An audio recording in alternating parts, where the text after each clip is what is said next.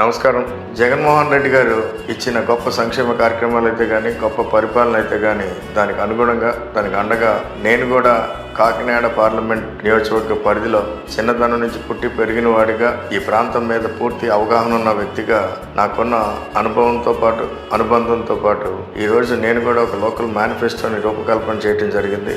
ముఖ్యంగా రేపు జరగబోయే ఎన్నికల్లో నేను పార్లమెంట్ అభ్యర్థిగా ఎన్నికైన తర్వాత నేను చేయబోయే 4 ప్రధానమైన హామీలతో మీ ముందుకు రావడం జరిగింది. అందులో మొట్టమొదటిది ముఖ్యమైనది, కాకినాడ పార్లమెంట్ నియోజకవర్గంలో ఉన్న 400 గ్రామాలని దత్తత తీసుకుని గ్రామానికి ₹1 కోటి చొప్పున రానున్న 5 సంవత్సరాల్లో 400 కోట్లతో 400 గ్రామాలను కూడా అభివృద్ధి చేస్తామని చెప్పి కూడా హామీ ఇవ్వడం జరిగింది. అలాగే ఈ కాకినాడ పార్లమెంట్ నియోజకవర్గ పరిధిలో ఉన్న యువతకి చాలా మంది రకరకాల చదువులు చదువుకుని, అంటే ITI, polytechnic, BCom, BSc, BTech, MBA, MCA లాంటి చదువులు చదివి చాలా మంది కూడా ఉద్యోగ అవకాశాల కోసం అటు ఇటు తిరుగుతున్నారు. అది కూడా గమనించి, ఎందుకంటే గత 10 సంవత్సరాలుగా కూడా ముఖ్యంగా ఈ కాకినాడ పార్లమెంట్ పరిధిలోనే ఇంచుమించు 3,000 మంది పైచిలకు ఉద్యోగాలని మా సంస్థల్లో పనిచేస్తున్నారు. రీసెంట్గా ఒక 6-7 నెలల కిందట ఏర్పాటు చేసిన జాబ్ మేళా ద్వారా కూడా ఇక్కడ పరిస్థితులు తెలుసుకునే అవకాశం కలిగింది. ఎందుకంటే 2 రోజుల్లో మనం ఒక 100 కంపెనీలు తీసుకొచ్చి ఒక 2,000 మందికి ఉద్యోగ అవకాశాలు కల్పిద్దామన్న ఆలోచనతో జాబ్ మేళా నిర్వర్తించడం జరిగింది. కానీ ఆ 2 రోజుల్లో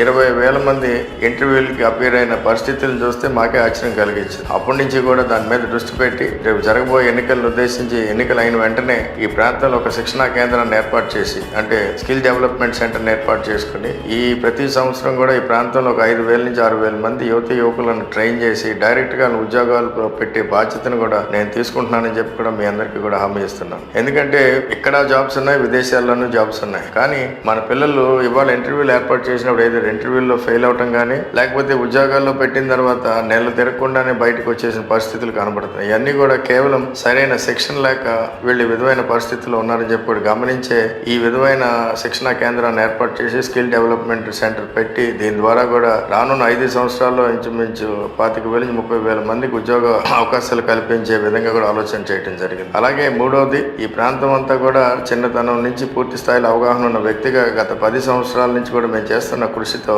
రానున్న 5 సంవత్సరాల్లో కూడా ముఖ్యంగా మన కోస్తా ప్రాంతం అయితే కానీ, మెట్ట ప్రాంతం అయితే కానీ పారిశ్రామికంగా చాలా అనువైన ప్రాంతం. ఈ ప్రాంతంలో రాబోయే 5 సంవత్సరాల్లో 30,000 నుంచి 40,000 కోట్లు పెట్టుబడులు తీసుకొచ్చి ఈ ప్రాంతంలో భారీ పరిశ్రమలు స్థాపించి ఇక్కడే యువకులకు ఉపాధి కలిపే విధంగా ఈ ప్రాంతం అంతా అభివృద్ధి చెందే విధంగా కూడా ఆలోచనలు చేయడం జరిగిందని చెప్పి కూడా మీ అందరికీ తెలియజేస్తున్నాను. అలాగే 4వది, ఇవాళ యువకులకి ఉద్యోగ అవకాశాలే కాకుండా చాలా మంది తెలివైన వారు ఉన్నారు.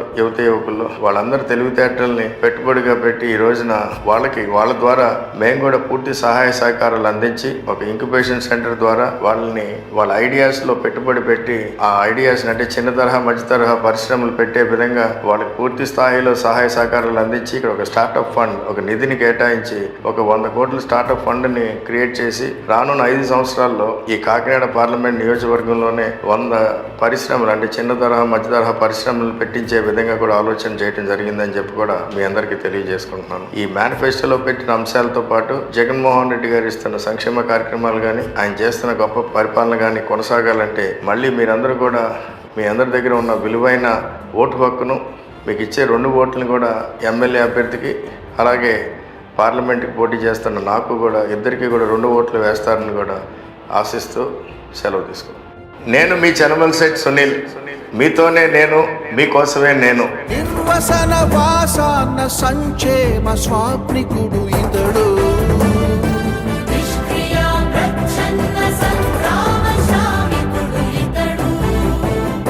నిరత సంఘ శ్రేయ సంధాన భావుకుడు ఇతడు.